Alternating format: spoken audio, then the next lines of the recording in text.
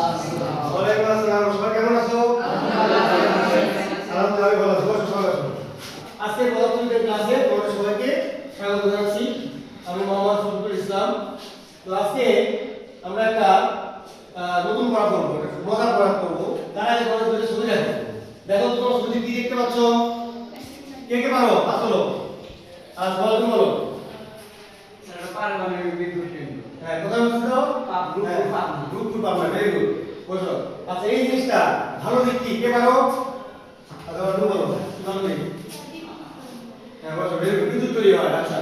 আর খারাপ দিক কি? কে পারো? তুমি বলো। খারাপ দিক কি? তেজস্ক্রিয়তা। তেজস্ক্রিয়তা। আর কি আছে? এখন মানে বাতাসে কার্বন ডাই অক্সাইড বৃদ্ধি। আচ্ছা, ভেরি গুড। বসো। তাহলে আজকে আমাদের পাঠের বিষয় হচ্ছে তেজস্ক্রিয়তা। ঠিক আছে? এই দেখো, তোমাদের তো দিয়েছিলে পারমাণবিক বিদ্যুৎ কেন্দ্র, গ্রুপ পাবনা। ঠিক আছে? আমাদের রাস্তাটা বলো কি? তেজস্ক্রিয়তা। হ্যাঁ? আচ্ছা। তাহলে এই তেজস্ক্রিয়তা কি? কেউ কি পারো? আচ্ছা, আমরা এটা শিখবো।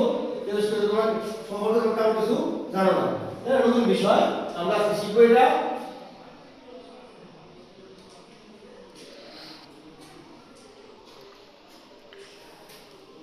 আচ্ছা, এবার কি দেখা যাচ্ছে? এদিকে একটা একদম বড় কে করবা? তুমি বলো। এটা ঠিক আছে, বড় কি লেখা আছে? তেজস্ক্রিয়তা কি? প্রকৃতিতে এমন কিছু পদার্থ আছে যারা সশক্তিভাবে ভেঙে যায় এবং বিভিন্ন ধরনের কণা ও রশ্মি বিকিরণ করে। এই ঘটনাকে তেজস্ক্রিয়তা বলে।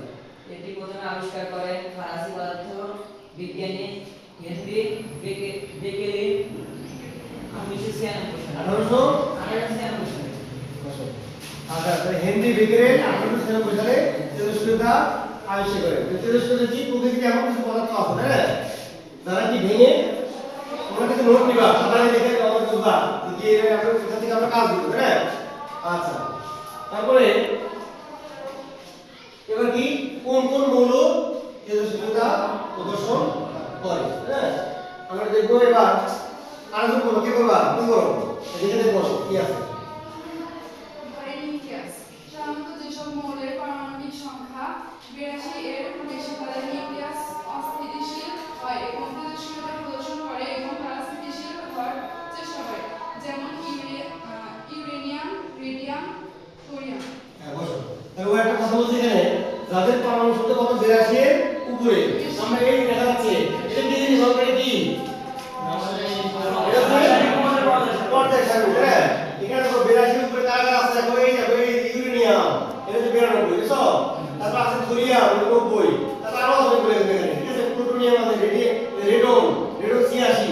অর্থাৎ যাদের পারমাণবিক সংখ্যা 82 এর চেয়ে বেশি, তারা অস্থিতিশীল হয়ে পড়ে। তখন তাদের কি বলা হয়? তেজস্ক্রিয় পদার্থ। হ্যাঁ, এই দেখো এখানে আমরা একটা পদার্থ দেখছি। এখানে কি লেখা আছে? রেডিয়াম। এটা কি লেখা? এটা কি লেখা? স্ট্রনসিয়াম। এটা কি লেখা? এটা কি লেখা? প্লুটোনিয়াম। এই সবগুলো কি পদার্থ? তেজস্ক্রিয় পদার্থ। হ্যাঁ, আমরা বাস্তবে তেজস্ক্রিয় পদার্থ দেখি নাই, এই জন্য আমি তোমাদের ছবি নিয়ে আসছি, যাতে ছবিটা আমরা দেখতে পাই, হ্যাঁ। আচ্ছা, তারপরে এবার একক কাজ। তেজস্ক্রিয়তা কি? একটু আগে আমরা দেখছি না? সবাই খাতা লিখে বলো। সবাই খাতা লিখে বলো তেজস্ক্রিয়তা কি? এটা একক কাজ। সবাই কাজ দিলাম, সময় দিলাম 1 মিনিট, ঠিক আছে? 1 মিনিট সময় দিলাম, সবাই লিখবা তেজস্ক্রিয়তা কি।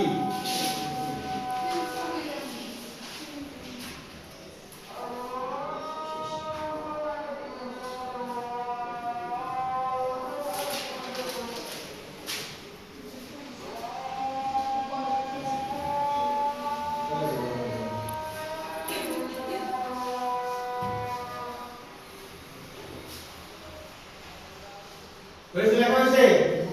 আচ্ছা, তাহলে বলে দিয়েছি, আমরা দেখে আমি। আচ্ছা, বলে দিয়েছে প্রকৃতিতে এমন কিছু পদার্থ আছে যারা স্বতঃস্ফূর্তভাবে বিভিন্ন কণা রশ্মি বিকিরণ করে, তাদেরকে তেজস্ক্রিয়তা বলে। ভালো, ভেরি গুড, সুন্দর হয়েছে। ওটা একটা হাততালি। আচ্ছা, জিহাদ লিখেছে তেজস্ক্রিয়তা হলো যে কোনো পদার্থ স্বতঃস্ফূর্তভাবে ভেঙে যায় এবং নতুন নতুন রশ্মি উৎপন্ন করে। হ্যাঁ, ভেরি গুড, জিহাদ ভালো হয়েছে। আচ্ছা, এবার তুমি কাটা মামুনটা দেখি। মামুন লিখেছে তেজস্ক্রিয়তা হলো এমন একটি প্রক্রিয়া যেখানে নতুন পদার্থ তৈরি হয়। ভেরি গুড, তোমার ভালো হয়েছে। আমরা কি করলাম? একটা একক কাজ দিলাম, হ্যাঁ। এবার আমরা দেখো এরপর কি আছে আমরা দেখি তেজস্ক্রি রশ্মি একটু আগে আমরা বললাম তোমরা লিখছো তেজস্ক্রি তখন কি হয় নতুন নতুন রশ্মি বের হয় আর কয় রকম রশ্মি বের হয় তিন রকম কি রশ্মি আলফা বিটা গামা রশ্মি তোমরা তাই না আচ্ছা এই দেখো এটা কি দেখাচ্ছে তেজস্ক্রি হয় তাই না তাহলে এখানে আমরা একটু আগে বললাম যে আলফা বিটা এবং গামা এই দেখো এই যে এই রশ্মির নাম কি আলফা আলফা ডিকে ডিকে মানে ক্ষয় এখানে যে বেটা বেটা ডিকে এবং গামা ডিকে তিন ধরনের রশ্মি রয়েছে এটা হচ্ছে আলফা এটা হচ্ছে বিটা এটা হচ্ছে গামা বুঝা গেছে কথা এই তিন ধরনের রশ্মি এখান থেকে বের হয়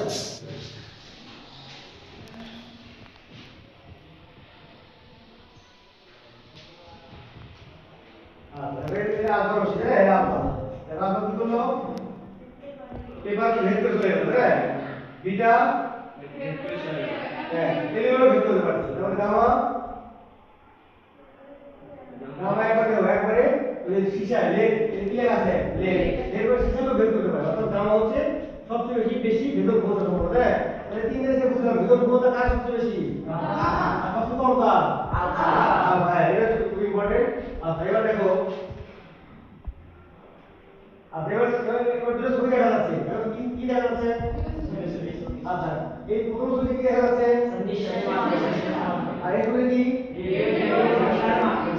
হ্যাঁ তাহলে দেখো যে এই ছবিতে বড় বড় তুলি দেখা যাচ্ছে নিচে তুলিরা রূপগুলি না আর ওই বিদ্যুৎ কেন্দ্রে তুলি দেখা যাচ্ছে তারপর এখানে একটা আমার ঘেটে যাচ্ছে ওদের কোনো মাছ নাই তারপরে কি ওখান থেকে তেজস্ক্রিয়তা আমাদের শরীরে প্রবেশ করতে পারে হ্যাঁ আচ্ছা তারপরে পরে ছবি দেখা যাচ্ছে কি রেডিওথেরাপি অর্থাৎ মেডিকেলে যখন রেডিওথেরাপি ট্রিটমেন্ট দেওয়া হয় তার মাধ্যমেও তেজস্ক্রিয়তা আমার শরীরে যেতে পারে তাই না আচ্ছা তারপরে দেখো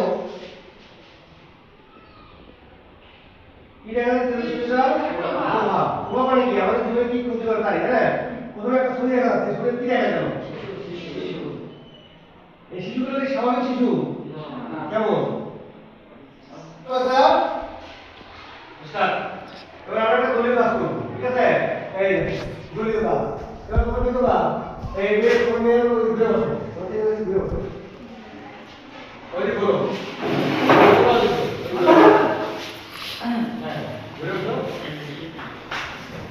আচ্ছা তাহলে আমাদের দুটো গ্রুপ হলো এই গ্রুপ নাম্বার 1 গ্রুপ নাম্বার 2 এবার এতক্ষণ আমরা ক্লাস করলাম এখন আমরা করলাম এটা নিয়ে আমরা একটা কাজ দিব হ্যাঁ আচ্ছা কাজ দিব কিভাবে খুবই মজার পদ্ধতিতে কাজ দিব আচ্ছা এই হাতে একটা কি দেখতে পাচ্ছ কি এটা লুডু সব কাজ না এটা আমরা ঘুরাবো ঘুরে আমরা কার আগে কি হবে তাহলে নির্দেশনা কি এখানে কি কখন কে কোথায় এরকম আছে আমরা বলতে হবে হ্যাঁ আচ্ছা তোমরা ঘুরাবা ঘুরে তোমার কাছে যদি কখন পড়ে তো কখন দিয়ে একটা প্রশ্ন তৈরি করবে কিসের উপর এতক্ষণ আমরা বললাম নিয়ে কখন দিয়ে একটা প্রশ্ন করে না মানে আবার সে উত্তর লেখা তোমাদের দুই আলোচনা সবাই আলোচনা করি এক কথাই কি হবে তোমরা তাই ঠিক আছে প্রথমে এই দাও না ঘুরাও আছে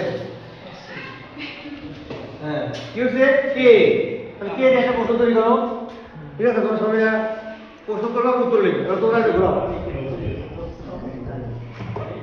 কেন তোমাদের বলছে কেন মানে কেন দিয়ে তোমরা একটা প্রশ্ন করবা উত্তর লেখা দলীয় কাজ ঠিক আছে কাজ করো সময় 3 মিনিট হ্যাঁ দেখো খাতায় একটা লিখতে হবে সবাই মিলে আলোচনা করে লিখবা তোমরা লিখছো তাই ওকে তুই কাজ শিখেছে স্যার আচ্ছা এবার প্রথমে দ্বিতীয় দল আসবে তোমরা কি লিখেছো এবং তোমরা একটু করে শোনাও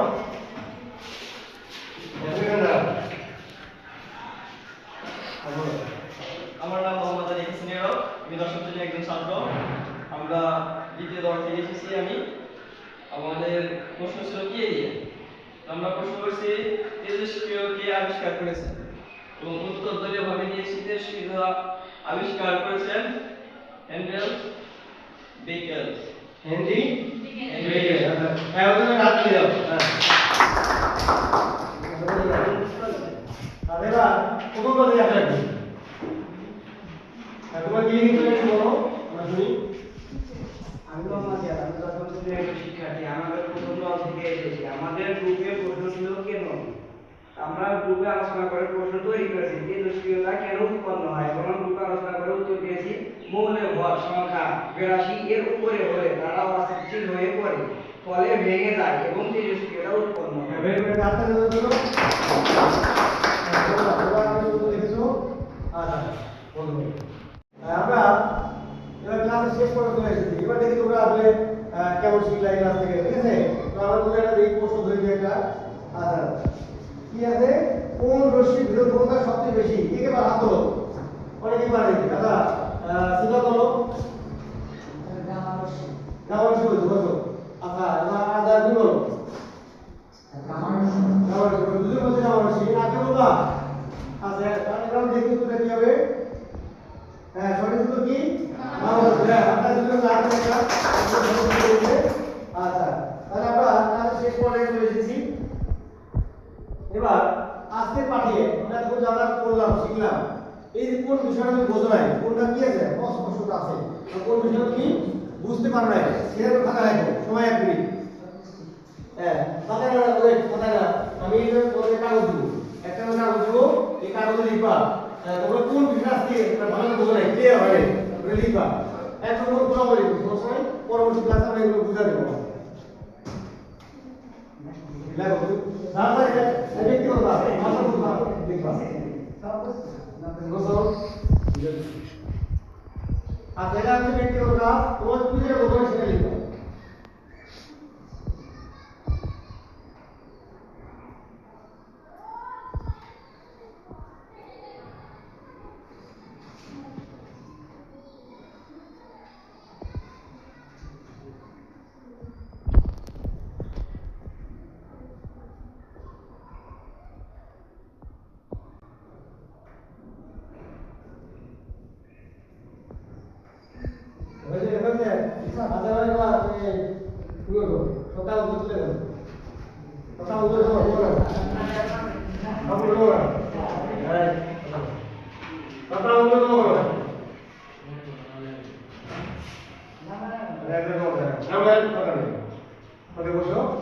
ধন্যবাদ দেখো আমরা এখানে বেশ কিছু সমস্যা দেখতে পাচ্ছি আমরা আগামী ক্লাসে এগুলো সমাধান করবো ঠিক আছে তাহলে ক্লাসটা তোমরা তখন ধরে মনোযোগ দিয়ে শুনলেন ধন্যবাদ তাহলে আমরা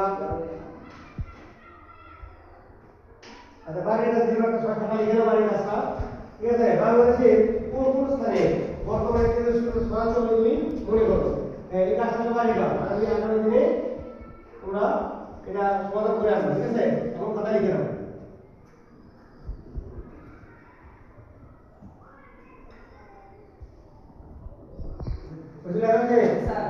ঠিক আছে তোমরা বন্ধু ক্লাসটা শুনলা এই সবাইকে অসংখ্য ধন্যবাদ ঠিক আছে